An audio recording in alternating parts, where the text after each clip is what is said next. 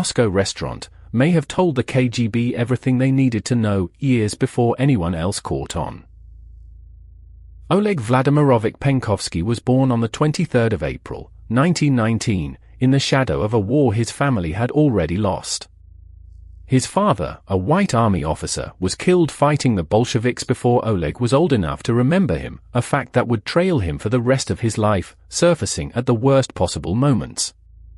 He was raised in the North Caucasus and trained as a military engineer at the Kiev Artillery Academy, commissioned a lieutenant in 1939. He fought in the Winter War against Finland, then through the wider war that followed, rising to lieutenant colonel. In 1944 he was posted to the headquarters of Colonel General Sergei Vorontsov, artillery commander of the First Ukrainian Front. Both men were wounded that year. Vorontsov took a liking to him, made him his liaison officer, and became the kind of patron a Soviet officer needed to climb. In 1945, Penkovsky married the daughter of Lieutenant General Dmitry Gapanovich, gaining a second high-ranking sponsor by marriage. With Vorontsov's backing he entered the Franz Military Academy that same year, graduating in 1948 with a degree in military science, then serving as a Soviet Army staff officer.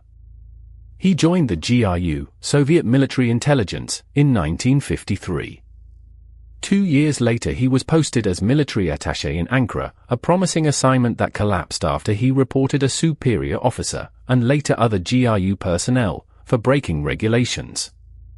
It made him few friends in the department. He was recalled. Vorontsov's patronage saved him again. Penkovsky spent 9 months studying rocket artillery at the Dzerzhinsky Military Academy and was lined up for a plum posting as military attaché in India. Then the KGB dug into his file and found the dead father who had fought for the wrong side. He was suspended, investigated, and in November 1960 shuffled off to the State Committee for Science and Technology, later working at the Soviet Committee for Scientific Research, a desk job for a man who had spent 2 decades building toward something bigger. It was from that unglamorous perch, watched and sidelined, that he made his decision. In July 1960, Penkovsky approached a group of American students on the Bolshoi-Moskvoretsky Bridge in central Moscow and handed them a package. Inside was an offer: he wanted to spy for the United States. He asked them to pass it to the embassy. The Americans nearly let him walk away. The CIA delayed, and the U.S. Embassy in Moscow refused to get involved at all, worried about the diplomatic fallout if things went wrong. So the CIA turned to the British. MI6 recruited Greville Wynne, a British salesman who travelled behind the Iron Curtain selling industrial equipment, to serve as the contact point. In April 1961, during a visit to London, Penkovsky finally sat down face-to-face with 2 American and 2 British intelligence officers. It was the start of 18 months that would produce one of the richest hauls of the Cold War. He handed over documents on Soviet intermediate-range ballistic missile installations, their footprint, their appearance, details that let analysts recognize similar sites when they turned up somewhere unexpected. He also gave the West something arguably more valuable than hardware specifications, proof that the Soviet nuclear arsenal was far smaller than Khrushchev claimed, and that Moscow's ICBM program was nowhere near as advanced as Washington feared. For an American president trying to gauge how hard he could push in a confrontation, that was priceless intelligence. Not everyone believed it was real. Peter Wright, a former MI5 officer who spent much of his career convinced that British intelligence was riddled with undetected Soviet moles, argued in his memoir Spycatcher that Penkovsky's defection was staged. His reasoning: unlike earlier defectors such as Igor Guzenko, Penkovsky never named Soviet agents operating in the West. He offered organizational detail, much of which was already known, and some of the original documents he passed over seemed, to Wright, too difficult to have been smuggled out cleanly. Wright believed British intelligence leadership had ignored his own theories about penetration, and that its failure to find real Soviet moles left it unable to imagine that Penkovsky himself might be a plant.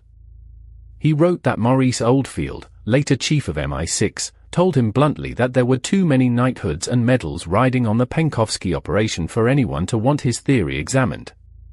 Others in a position to know saw it differently. Former KGB Major General Oleg Kalyugin never mentions Penkovsky at all in his own memoir of his career against the West, a silence some might read either way.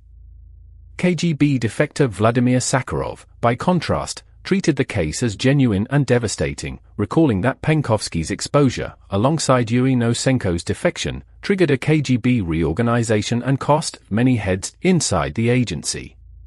Decades later, Mikhail Fradkov, head of Russia's Foreign Intelligence Service, told U.S. Secretary of Defense Leon Panetta that Penkovsky remained Russia's biggest intelligence failure, hardly the language of a service congratulating itself on a successful deception. The weight of opinion has settled on Penkovsky being genuine, but the disagreement itself says something about how hard it is, even for professionals, to know whose secrets they're really holding. Buried inside the case is a detail that one former CIA counterintelligence officer has argued undercuts the entire triumphant version of the story, though it remains his theory, not a settled finding. Tenant H. Bagley, in his 2007 book Spy Wars, proposed that the KGB actually identified Penkovsky as a traitor within 2 weeks of his April 1961 recruitment, and then deliberately let him keep operating for 16 more months, managing the exposure so it wouldn't expose whoever had tipped them off. Bagley's argument rests on what happened when Greville Wynne was later interrogated in Soviet custody. His interrogator played him a recording of a conversation with Penkovsky in a Moscow restaurant, a conversation that, if the KGB's account is accurate, took place only about 2 weeks after Penkovsky's recruitment. On the tape, Wynne is heard asking, "How's Zeph?" The interrogator wanted to know who this Zep was. Wynne realized it referred to Stephanie, the nickname of a London barmaid he and Penkovsky had met during the recruitment period. If genuine, the recording would suggest the KGB had been listening almost from the beginning. Bagley connects this to something else. While he and colleague George Kaisvalter were debriefing KGB defector Yuri Nosenko in June 1962, Nosenko, boasting about Soviet surveillance technology, reportedly brought up the same name, Zep, on his own, claiming it belonged to an unnamed Indonesian military attaché whose restaurant conversation with an American attaché had supposedly been bugged. To Bagley, the coincidence was too precise to be innocent, and it became one of the reasons he came to believe Nosenko was not a genuine defector at all, but a plant sent to protect a Soviet source still operating inside Western intelligence. It's worth stressing that this reading of events is Bagley's own conclusion, built from a single anecdote and disputed within the intelligence community. Nosenko's legitimacy as a defector remains a matter of real disagreement among historians and former officers, not something the record settles one way or the other. What the theory does establish, at minimum, is that the question of exactly when Penkovsky's cover unraveled, and who else's cover it might have exposed in the process, was never fully closed. Whatever the KGB knew and when, the arrests came in October 1962.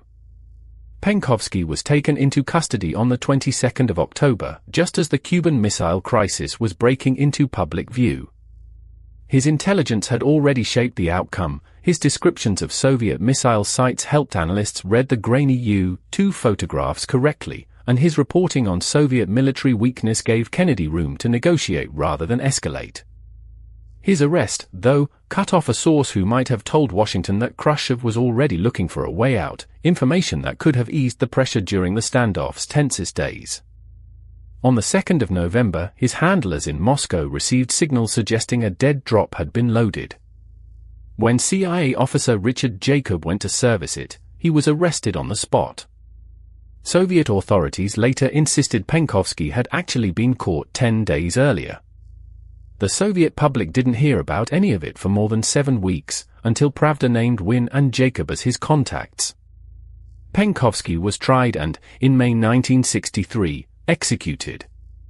Accounts of his death disagree. The KGB's chief interrogator said he was shot and cremated. A Soviet sculptor said he'd been told Penkovsky was burned alive. Wynne, writing later, claimed Penkovsky killed himself. No account has been fully confirmed. The fallout inside the Soviet military was swift. Vorontsov, Penkovsky's old patron, was stripped of his rank as Chief Marshal of Artillery and expelled from the Central Committee. GRU Chief Ivan Surov, said to have been on friendly terms with Penkovsky, was sacked. Somewhere in a Moscow archive, a tape still holds two words, "How's Zeph?" That may or may not have ended a man's life 2 weeks before anyone realized it had begun.